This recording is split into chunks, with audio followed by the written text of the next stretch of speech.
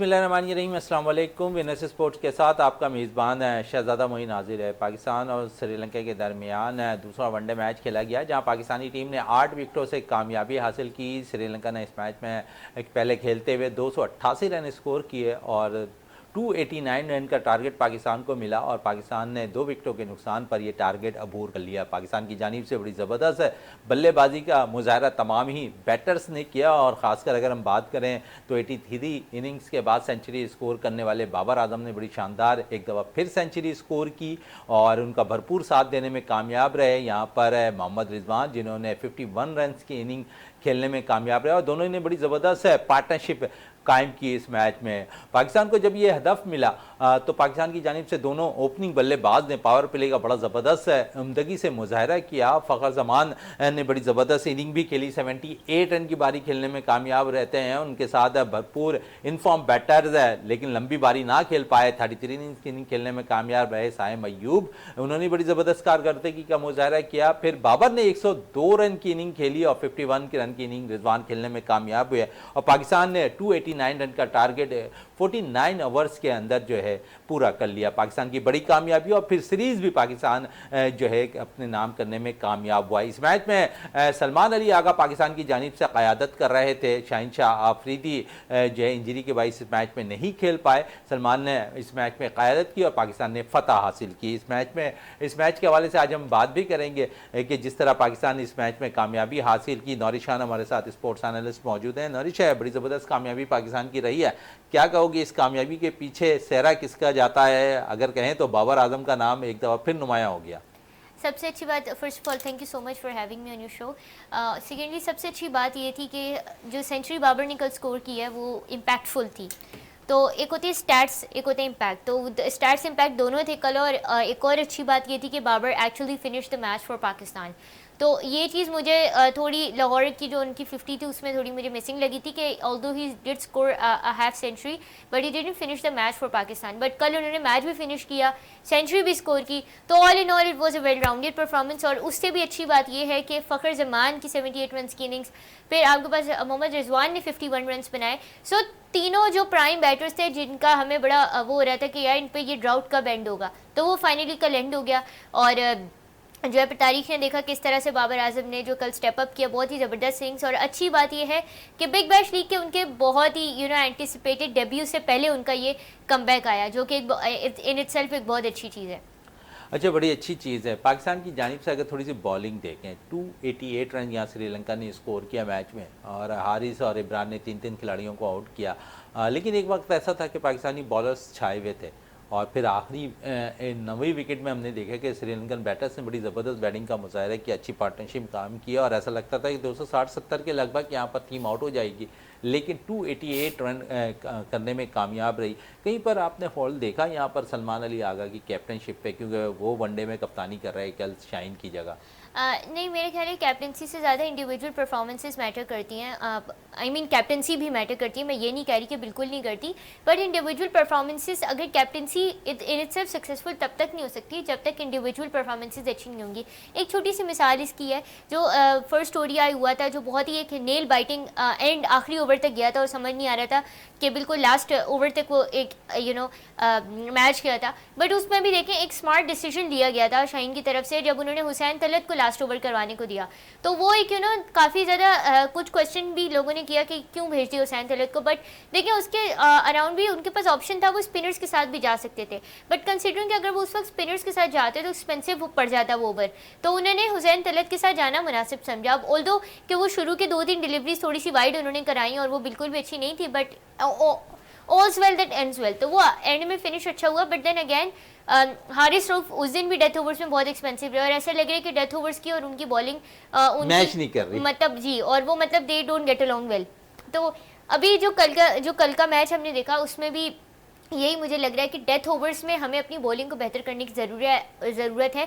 I think ये एक department है जिसमें हमें बहुत शिद्दत से काम करने की ज़रूरत है, बिकॉज इसकी वजह से हम जीते हुए मैचेस भी हार रहे हैं, जीते हुए मैचेस हार भी जा रहे हैं, बाज़ दफ़ा ऐसा हो रहा है। लेकिन इब्रार की परफॉर्मेंस में मैं पूछना चाहूँगा, कंटिन्यू इब्रार में मज़ीद निखार आता जा रहा है, आप उन्हें परफॉर्म करने का मौका दे रहे हैं, तो बाबर की परफॉर्मेंस भी काउंट हो रही है। ऐसे ही है। और देखिए अभी हम जो है यही बात कुछ शोज़ पहले भी कर रहे थे कि कंसिस्टेंसी मैटर करती है। जब आप अपने प्लेयर को मुसलसल बैक कर रहे होते हैं ना डिस्पाइट द फेलियर्स, तो कंसिस्टेंसी आपको बताती है कि फिर इस तरह की परफॉर्मेंसेज आती हैं जैसे अबरार अहमद की आ रही हैं, बाबर आजम की आ रही है, तो यही बात होती है। और बाबर आजम की तो खैर अगर हम परफॉर्मेंस की बात करें तो उसमें 2-3 फैक्टर्स देखने के हैं।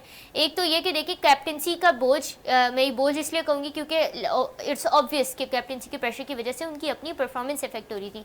कैप्टनसी का प्रेशर उनके ऊपर से हटा है तो अब उनकी परफॉर्मेंस भी हो रही है। ऑल्दो मैजिकली वापस नहीं आई फ़ौरन से कैप्टनसी हटने के बाद, but at least with time it proved कि वो परफॉर्मेंस वापस आ रही है। और फिर आई एम प्रीटी श्योर के बिग बैश लीग में जिस तरह से उनको मौका मिल रहा है और आगे जाके T20 वर्ल्ड कप आ रहा है, तो उससे पहले ही will have a couple of opportunities where he can actually prove his mettle. और बाबर तो of course world class batter, तो उनसे एक्सपेक्टेशंस भी उतनी ही हाई होती हैं।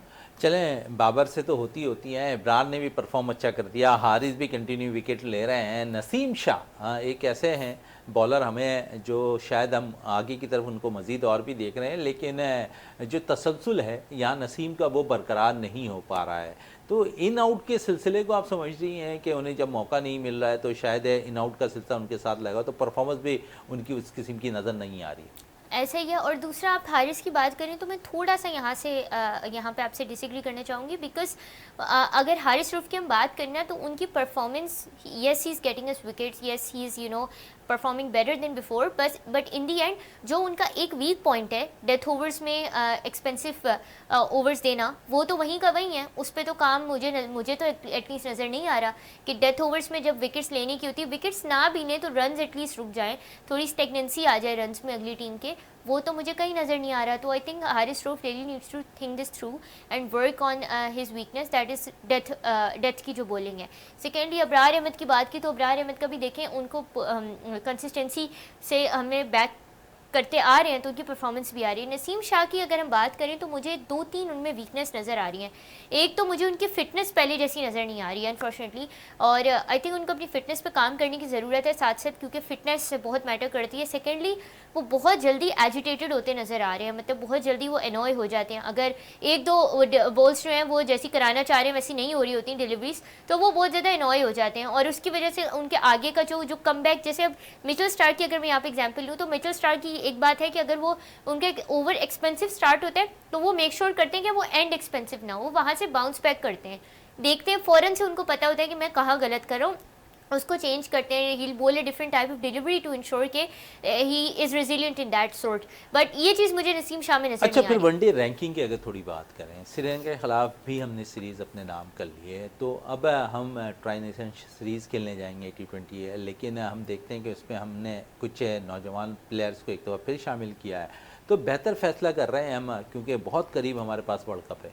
आई think it's a good decision honestly. और अभी हम इतनी बात करते हैं अबरार अहमद की और हम बात कर रहे थे नसीम शाह की, आई थिंक इट्स बाबर आजम का कमबैक भी ऑफ कोर्स है, बट देन उसके साथ साथ मैं पैरेलल ये चीज़ भी कहना चाहूँगी कि हमें कामरान गुलाम को भी टेस्ट करना चाहिए, इन एंड आउट ही सही बट करना ज़रूर चाहिए, ताकि जब हम T20 वर्ल्ड कप में चाहें तो अगर आप उन्हें अपने मेन ऑप्शन कंसिडर नहीं भी कर रहे हैं तो आपके पास बेंच पे एक ऐसा बैटर मौजूद हो कि इन केस थिंग्स को साउथ, बिकॉज इमरजेंसीज बता के तो नहीं आती ना, इन केस थिंग्स को साउथ, तो आपके पास बाबर के सब्स्टिट्यूट में एक ऐसा बैटर हो जिसको आप वाकई ही बाबर के सब्स्टिट्यूट ला सकते हो, ठीक है। And I think current squad में कामरान गुलाम से अच्छा ऑप्शन बाबर की जगह पे नहीं है।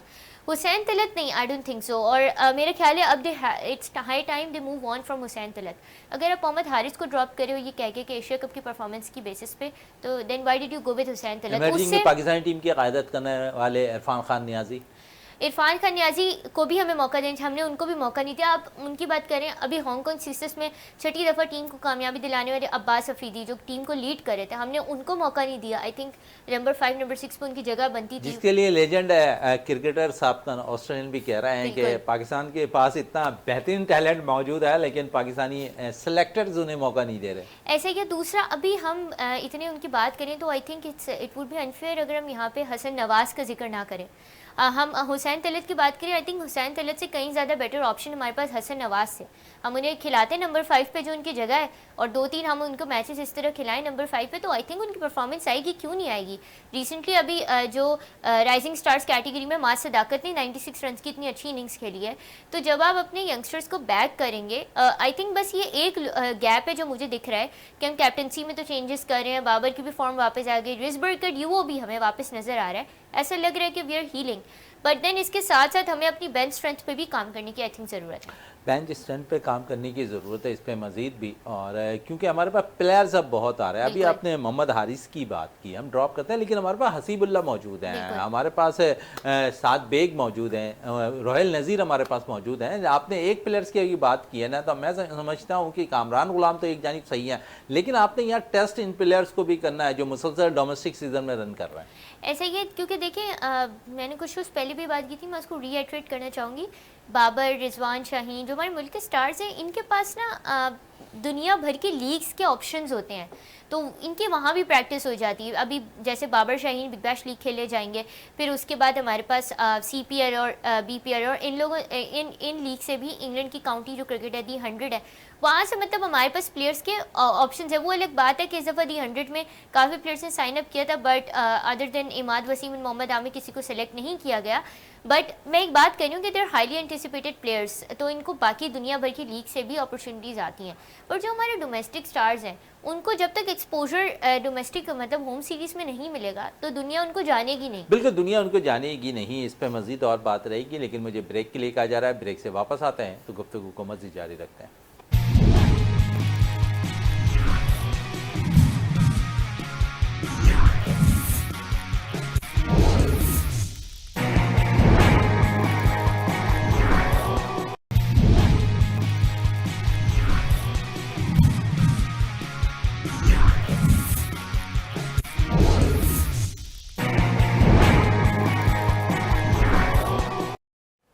Welcome back. और हम यहाँ पर बात कर रहे थे खिलाड़ियों के हवाले से, और साथ साथ शहंशाह आफरीदी के हवाले से भी बात करेंगे। कल का मैच वो नहीं खेले, लेकिन यहाँ पर कप्तानी सलमान अली आगा ने की। और शाहीन, अब हम देखते हैं कि जहाँ पर सेलेक्टर्स बड़े मोहतात होकर शाहीन को इस्तेमाल कर रहे हैं, और ऐसा लगता है कि फ्यूचर प्लान अब बना के रखा है पाकिस्तानी सेलेक्टर ने, मैनेजमेंट ने, कप्तान ने, कि किस खिलाड़ी को किस तरह यूज़ करना है।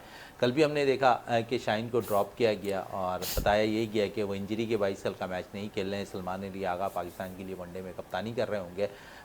तो आप समझते हैं बेहतर फैसला यही है कि आप बड़ा चेक एंड बैलेंस करके आप टीमों को खिला रहे हैं। कभी नसीम को आप ड्रॉप करते हैं, कभी हारिस को ड्रॉप करते हैं, कभी इब्रार को ड्रॉप करते हैं, कभी शाहीन को ड्रॉप करते हैं। ये पॉलिसी बेहतर नज़र आ रही है आपको? देखिए, बेहतर उस सूरत में नज़र आएगी जब हमें एक वक्त में एक डिसीजन नज़र आए। अब यहाँ हमें आज कोई और डिसीजन लेता हुआ नज़र आ रहा है और कल कोई और डिसीजन हमें दिखता है, तो एक कंसिस्टेंसी होनी चाहिए ना। जैसे अभी हमने वसीम जूनियर को चांस दिया था, वसीम जूनियर ने प्रूव भी किया कि 2 विकेट्स जो उन्होंने ली थी साउथ अफ्रीका की सीरीज़ में, तो हमें उनके साथ आगे भी जाना चाहिए था। हमने उन्हें ड्रॉप कर दिया उसके बाद। तो ये कुछ चीज़ें हैं जो हमें देखने की हैं। इसके अलावा शाहीन अफरीदी की आपने बात की, तो मैं ज़रा यहाँ पे थोड़ा टाइम लगा के इस चीज़ को थोड़ा अपना जो मेरा पॉइंट जो मैंने अभी तक एनालिसिस जो मुझे समझ आए, काफ़ी लोग इस बात का कह रहे हैं कि T20 में सलमान अली आगा की टीम में जगह नहीं बनती, उन्हें कप्तान बना दिया। अब देखें, जब ट्राई नेशन सीरीज़, वो एशिया कप से पहले की जो ट्राई नेशन सीरीज़ हुई थी, उसमें उससे पहले जब स्क्वाड हमारा अनाउंस हुआ, तो उस वक्त सिचुएशन ऐसी थी कि आपने रिजवान को हटा दिया था। उसूलन तो आपको रिजवान को हटाना नहीं चाहिए था, और there was no specific reason why you would do that. ठीक है, चले अगर आपने थोड़ा सा मॉडर्न डे क्रिकेट से अडेप्ट करके मोहम्मद हारिस को चांस दे भी दिया, वही उस वक्त चले इट वाज जस्टिफाइड कि आप मोहम्मद हारिस को चांस देना चाह रहे हो, आपने कर भी दिया। तो उसमें फिर एक चीज़ आती है कि उस वक्त आपको ये डिसीजन लेना चाहिए था कि आप शाहीन को T20 का कैप्टन बनाते, अगर आप PSL के बेसिस पे देखना चाह रहे हो या वैसे ही देखना चाह रहे हो। क्योंकि आई एग्री कि सलमान अली आगा टीम के वाइस कैप्टन के तौर पे रहे हैं, but that is only in ODIs, right.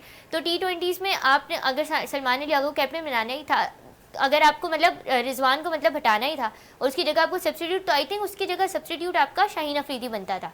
अब अगर आपने सलमान को कैप्टन उनकी जगह बना ही दिया है, तो अब आई थिंक अब सलमान के साथ इनको T20 वर्ल्ड कप तक जाना चाहिए। अब उनको हटाने की ज़रूरत नहीं है, क्योंकि ये फिर वही इनकन्सिस्टेंसी होगी जो पहले हमारी कैप्टनसीज के चेंजेस हमें नज़र आए हैं। ये अच्छा, दूसरी बात, अभी ODI में फिर इन्होंने रिजवान की जगह को हटा के शाहीन को बना दिया। ये इनको डिसीजन T20 में लेना चाहिए था, इन्होंने ODIs में लिया। Again wrong decision at the wrong time. तो अब ये शाहीन, मुझे डर है कि ऑल्दो हम सीरीज़ अभी जीत रहे हैं और शाहीन काफ़ी अच्छी कैप्टनसी भी करते नज़र आ रहे हैं, and I wish him the best of luck, and I really really hope कि मैं गलत हूँ इस बात में, लेकिन मुझे अफसोस है, मुझे अफसोस नहीं, मुझे डर है इस बात का कि शाहीन की शायद परफॉर्मेंस इम्पैक्ट हो जाए जैसे बाबर की हुई थी। चलें, डर और खौफ है यहाँ पर। डर खौफ तो हमारे सेलेक्टर्स को भी होता दिखाई दे रहा है टीम के साथ। नौजवान खिलाड़ियों को मौका बहुत कम मिलता दिखाई दे रहा है, और इस पर ज़रूर बात करूँगा कि नौजवान खिलाड़ियों को क्यों नहीं मौका मिल रहा। ख़ुद यहाँ पर नॉलेज भी कह रही हैं कि डर खौफ को निकालना पड़ेगा, और ये होम सीरीज़ ऐसी होती है ना, यहाँ डर खौफ को आपको निकाल कर नए लड़कों को चांस देना पड़ेगा। यहाँ असल में ये वजह होती है कि यहाँ डोमेस्टिक सीजन में वो लड़के परफॉर्म कर रहे होते हैं अपने होम ग्राउंड पर, और अगर वो होम ग्राउंड पर अगर मैचेस भी खेलेंगे तो यहाँ परफॉर्मेंस उनकी ज़्यादा बेहतर होती दिखाई देगी। इस पर क्या कहोगी नॉरिश के डोमेस्टिक प्लेयर्स को कितना मौका मिलना चाहिए? देखिए, बात वही है कि जब तक हम अपने डोमेस्टिक को प्रॉपर्ली चैनलाइज नहीं करेंगे तो आप जितने भी डोमेस्टिक सीरीज़ रख लें, थोड़ा अगर मैं विमेंस टीम की तरफ भी आना चाहूँ तो विमेंस की भी अभी हम देख रहे हैं ओडीआई डोमेस्टिक टूर्नामेंट चल रहा है। इससे पहले नेशनल विमेन T20 हुआ था, नेशनल विमेंस अंडर 19 T20 हुआ था, और recently national women's ODI tournament हो रहा है। इतनी सारे डोमेस्टिक में हमें टूर्नामेंट्स देखने को मिल रहे हैं, बट उसका बाय प्रोडक्ट हमें क्या मिल रहा है? कोई चेंजेस तो हमें नज़र आ नहीं रहे सच कि हम प्रॉपर्ली कहें कि नहीं ये चीज़ें थोड़ी सी होनी चाहिए, तो ये हमें नज़र नहीं आ रही। डोमेस्टिक को प्रॉपर्ली चैनलाइज करना होगा। देखें, वी नो कि बाबर रिजवान इस वक्त अच्छी फॉर्म में है, फ़खर भी अच्छी फॉर्म में है, तो चांस कम है, बट आपको थोड़ा बोल्ड डिसीजन लेना पड़ेगा, जैसे अभी साउथ अफ्रीका ने लिया है। टेम्बे बबूमा के होते हुए उन्होंने पाकिस्तान को अपनी उनके हिसाब से तो अगर देखें तो अवे सीरीज़ थी ना, तो वो पाकिस्तान आके खेले, तो उधर उन्होंने देखें अपने ओडीआई सीरीज़ में किसी अपनी जो जो अपनी एक सीरीज़ में उन्होंने किसी और, मतलब उन्होंने ब्रेट्स्की को कैप्टन बनाया, दूसरी सीरीज़ में उन्होंने डोनोवन फेरेरा को कैप्टन बनाया, तो एक नए, मतलब उन्होंने वो नए प्लेयर्स हैं बिल्कुल टीम के लिए। क्विंटन डिकॉक के होते हुए उन्होंने ये डिसीजन लिया कि ब्रेट्स्की को कैप्टन बनाया, तो ये कुछ चीज़ें होती हैं जो हमें देखने को होती है। ओडीआई सीरीज़ में उन्होंने ये डिसीजन लिया, तो इससे उनकी अपनी भी ग्रास रूट लेवल पर क्रिकेट भी स्ट्रॉन्ग हो रही है और उनके प्लेयर्स भी बहुत ज़्यादा नर्चर हो रहे हैं। तो हमें भी चाहिए हम ऐसे डिसीजंस लें, ना सिर्फ होम में। अवे तो मुझे बहुत दूर नज़र आ रहे हैं, होम सीरीज़ में ही एटलीस्ट हम ऐसे डिसीजंस ले लें तो बहुत। चलें, होम सीरीज़ के अंदर मौका ज़रूर देना चाहिए नौजवान खिलाड़ियों को, लेकिन साथ साथ इंजरी से निजात पाने वाले शादाब खान भी अब टीम का हिस्सा बन सकते हैं। इस पर ज़रूर पूछूंगा। शादाब भी हाई परफॉर्मेंस सेंटर पर अपनी भरपूर ट्रेनिंग के साथ मौजूद हैं। क्या कहोगी शादाब के हवाले से? ऐसा लगता है कि T20 फॉर्मेट में वापस आ जाएंगे वो? मैं बहुत ही बोल्ड स्टेटमेंट यहाँ पे देने लगी हूँ, आई नो मुझसे लोग थोड़े डिसएग्री करेंगे। शादाब को अभी एटलीस्ट अगले PSL तक तो नहीं चांस मिलना चाहिए, that is what I think. या of course people can disagree. वजह यह है कि अभी आपके पास एक तो जगह नहीं है, ठीक है। आपके पास नवाज़ बहुत अच्छी फॉर्म में, पहली बात, ठीक है। तो अगर शादाब को ज़बरदस्ती टीम में लेके जाओगे तो आप शादाब के साथ ज़्यादती कर रहे हो। आई थिंक ये फिर वही बात होगी जैसे आप साइम अयूब का अर्ली आपने उनको ले आए थे, ऑल्दो उनकी बहुत high performance, high class, world class उनको ट्रीटमेंट मिली, वो अलग बात है। इंग्लैंड से जाके उन्होंने ट्रीटमेंट हासिल की और बहुत ही अच्छी फैसिलिटीज़ में मिली, बट स्टिल साइम अयूब को आप वापस ले आए पेशावर ज़ल्मी के थ्रू और ज़बरदस्ती आप उन्हें टीम में लाए, तो उनकी परफॉर्मेंस इम्पैक्टेड रही, ठीक है। अभी भी वो जो परफॉर्मेंस दे रहे हैं वो, मतलब ऑल्दो स्टैट्स की बेसिस पर अगर हम देखें तो ठीक है 50s वगैरह आ रही है, बट वो इम्पैक्टफुल परफॉर्मेंस हमें अभी तक नज़र नहीं आ रही। सेकेंडली, आई थिंक शादाब को अभी थोड़ा सा टाइम लेना चाहिए, थोड़ी सी प्रैक्टिस करनी चाहिए, डोमेस्टिक खेलनी चाहिए, और उसके बाद जो नेक्स्ट PSL है, बेशक वो उस PSL में PSL 11 से इस्लामाबाद यूनाइटेड की तरफ से खेले, लीड करें, उसके बाद वो टीम में आए, ताकि एक प्रॉपर उनके लिए भी, उनका भी कॉन्फिडेंस हो, क्योंकि अगर वो अभी टीम में आ जाते हैं। लेकिन यहाँ तो ये भी कहा जा रहा है कि सलमान अली आगा T20 फॉर्मेट में अच्छी कप्तानी नहीं कर रहे हैं, तो हो सकता है कि T20 वर्ल्ड कप के लिए यहाँ पर शादाब को लाकर टीम का कप्तान बना दिया जाए, क्योंकि वाइस कप्तान तो इस वक्त हैं वो। देखिए, फिर बात वो ये बहुत ही एक अजीब सा डिसीजन होगा कि आप एब्रप्टली, ये तो फिर यहाँ पे फिर बोलना चाहिए कि शादाब की तो टीम में जगह नहीं बनी, उन्हें कैप्टन कैसे बना दिया, जो अभी बात सलमान अली आगा के लिए कही जा रही है। तो यहाँ पे तो फिर शादाब के लिए भी वही बात कहनी चाहिए कि उनकी तो टीम में जगह नहीं बनती, इनको कैप्टन कैसे बना दिया। आप मुझे बताएं शादाब की कहाँ जगह बनती है? इस वक्त नवाज प्रॉपर्ली मौजूद है, हमारे पास ऑलरेडी अच्छे स्पिन ऑलराउंडर, अच्छी परफॉर्मेंस दे रहे हैं, एग्जैक्टली। लेकिन एक जगह बनती नजर आया, आपने फास्ट बॉलिंग ऑलराउंडर यहाँ फ़हीम अशरफ को इस्तेमाल किया, आपने वसीम जूनियर को इस्तेमाल किया, और अगर यहाँ शादाब दोनों में से एक की जगह लेने में कामयाब हो जाते तो यहाँ जगह बन सकती है। नहीं, मेरा नहीं ख्याल, क्योंकि देखिए फ़हीम ने भी हमें बहुत क्रूशल मोमेंट्स पे मैचेस निकाल के दिए हैं। मैं ये तो नहीं कहूँगी, क्योंकि फ़ाइनल थोड़ा सा हमारे लिए एशिया कप का अनलकी साबित हुआ। अनलकी तो नहीं, खैर हम अपनी गलतियों से हारे हैं, बट यहाँ पे फ़हीम अशरफ भी अच्छी फॉर्म में नज़र आ रहे हैं। वसीम जूनियर भी इनफैक्ट अगर हम उन्हें प्रॉपर चैनलाइज करें तो नज़र आ रहे हैं। दूसरा यहाँ पे ना देखिए, हमारे पास ऑलरेडी बैक डोर पे काफ़ी ऑप्शंस मौजूद हैं। अभी हम विकेट कीपर की बात कर रहे थे, मोहम्मद हारिस की यहाँ पे बात हो रही थी। आपने 2-3 ऑप्शन तो विकेट कीपर की गिनवा दी, हसीबुल्ला हो गए, साद बेग हो गए, ठीक है। इसी तरह अगर मैं स्पिन उसकी बात करूँ तो स्पिन ऑलराउंडर्स, और मतलब प्रॉपरली वो प्रोनाउंस्ड ऑलराउंडर तो नहीं है, मगर सबने देखा कि सुफियान मुकीम ने एशिया कप में जो इंडिया के खिलाफ मैच परफॉर्म कैसे किया और बैटिंग कैसे की। उन्होंने बुमराह को 4-6 हिट किया, दैट वाज, वो एक गलत शॉट खेलते हुए आउट हुए, that is a separate debate, but वो भी अपने आप को एक स्पिन ऑलराउंडर के तौर पे नरिश करते नज़र आ रहे हैं। और मैं यहाँ तक कहूँगी कि I know it's too early to say, but अगर नवाज़ के सब्स्टिट्यूट पे हम देखें कि स्पिन ऑलराउंडर के, अभी तो खैर बहुत अर्ली है, बट मुझे सुफियान मुकीम फ्यूचर में वो रोल प्ले करते नज़र आ रहे हैं जो शादाब और नवाज़ करते नज़र आ रहे हैं। अभी तो बहुत अर्ली है, बट अगर हम उन्हें ऐसे मौके देते रहे, मैचेस देते रहे, तो वो वक्त दूर नहीं है जब अच्छा, पिछले सीरीज हुई T20, उस पर हमने फ़खर को ड्रॉप किया, रिजर्व प्लेयर में रखा। आप समझते हैं अब जो ट्राई नेशन सीरीज़ होने वाली है, इसमें क्या फ़खर को ड्रॉप करना चाहिए या टीम में शामिल करना चाहिए? अगर तो उसके एक्सपेंस पे, जैसे आपने लास्ट टाइम किया कि हसन नवाज़ को बिठा दिया, तो फिर नहीं करना चाहिए, बट आई थिंक आपको हसन नवाज़ को भी इंक्लूड करना चाहिए, हुसैन तलत को आउट होना चाहिए। और कंसिडरिंग कि अभी रिसेंटली उन्होंने परफॉर्म किया, तो आई थिंक मुझे ऐसा लग रहा है लोग फ़खर के साथ जाएंगे। ऑल्दो ऐसा होना नहीं चाहिए, आप नए प्लेयर्स के साथ जाओ, उन्हें मौका दो, बट मुझे ऐसी फीलिंग आ रही है ये लोग करेंगे, फ़खर जमान को इंक्लूड करेंगे टीम में। चलें, फ़खर जमान टीम में शामिल होंगे। साथ साथ आपने भी कुछ देर पहले सुफियान मुकीम की बात की, तो सुफियान को किस तरह देख रही हैं? क्योंकि इब्रार अच्छा परफॉर्म कर रहे हैं, फिर नवाज़ अच्छा परफॉर्म कर रहे हैं, बैक पे अगर डग आउट पर यहाँ सुफियान बैठे रहेंगे तो उनको कॉन्फिडेंस ज़्यादा हासिल होगा या टीम से बाहर कर दिया जाए वो ज़्यादा बेहतर रहेगा? डग आउट में आई थिंक उनको लेके जाना चाहिए। टीम से बाहर करने पे एक तो आपके पास ऑप्शन, मैं समझता हूँ कि रेगुलर स्पिनर्स में इब्रार आपके पास मौजूद है, और अगर रेगुलर कहा जाए तो यहाँ सुफियान उनका भरपूर साथ देने के लिए तैयार है। नवाज से हम कभी बॉलिंग कराते हैं, कभी बैटिंग कराते हैं, नवाज दोनों फॉर्म के लिए बेहतर है, लेकिन यहाँ देख रहे हैं कि अगर डग आउट पे बैठ जाते हैं सुफियान, तो हमारे लिए कुछ फ़ायदा उनके लिए भी होगा कि वो तजुर्बा हासिल करते रहेंगे। दूसरा ये कि डग आउट में अगर वो बैठते हैं तो हमारे पास एक तो ये कॉन्फिडेंस होगा, साइम अयूब के ऊपर जो प्रेशर आया हुआ है ना विकेट्स लेने का, आई थिंक वो भी कम होगा थोड़ा T20 की अगर मैं बात करूँ। दूसरा, आई थिंक आप अगर उन्हें टीम से ही निकाल दोगे तो फिर आपकी क्या प्रिपरेशन है T20 वर्ल्ड कप 2026 को लेके, ये एक बहुत बड़ा सवाल है, सवालिया निशान है। क्योंकि देखें वो भी ऐसी पिचेस पे होगा जो एंटिसिपेट किया जा रहा है कि स्पिन फ्रेंडली होंगी, तो वहाँ फिर आपके पास क्या स्ट्रैटेजी होगी? आप अपने ऑप्शंस खुद ही लिमिटेड कर रहे हैं, तो I think it's like hitting your own toe with an axe अगर आप जो है उनको बिठाते हो सुफियान मुकीम को, तो आई थिंक उनको अभी मौका देने चाहिए, रिकॉर्डलेस के वो परफॉर्म करें या ना करें। बिल्कुल है, यहाँ मौका देना चाहिए यहाँ पर अभी सुफियान को भी और दीगर जो नौजवान प्लेयर उनको भी। लेकिन इस वक्त मुझे अब ब्रेक के लिए कहा जा रहा है, ब्रेक से वापस आते हैं तो गुफ्तगू को मज़ीद जारी रखते हैं।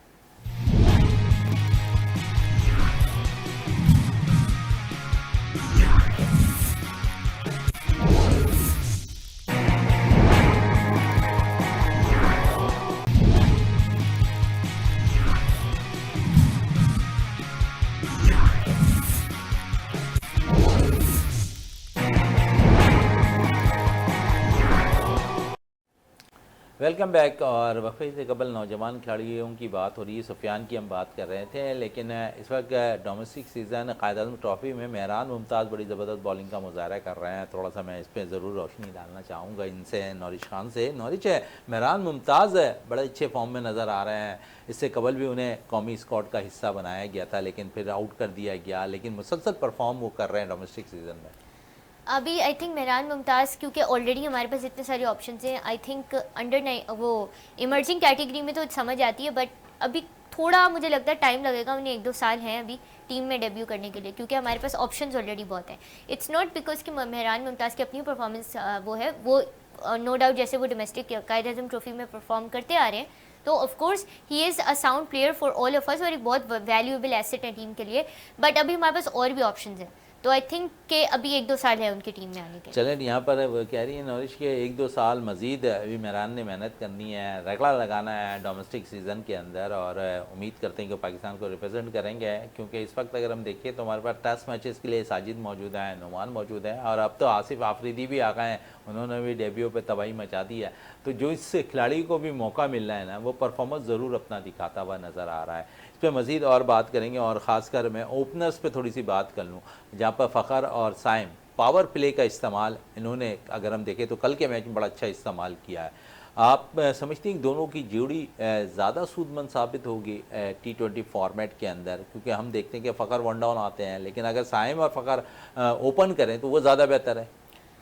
आई थिंक यस, क्योंकि ये थोड़े से हमें डिसीजंस आई थिंक प्रॉपर नज़र नहीं आए पहले, कि एशिया कप में भी हमने देखा कि एक यूँ कहूँगी कंसिस्टेंसी नज़र नहीं आई in terms of opening batters के जो नाम है उनमें।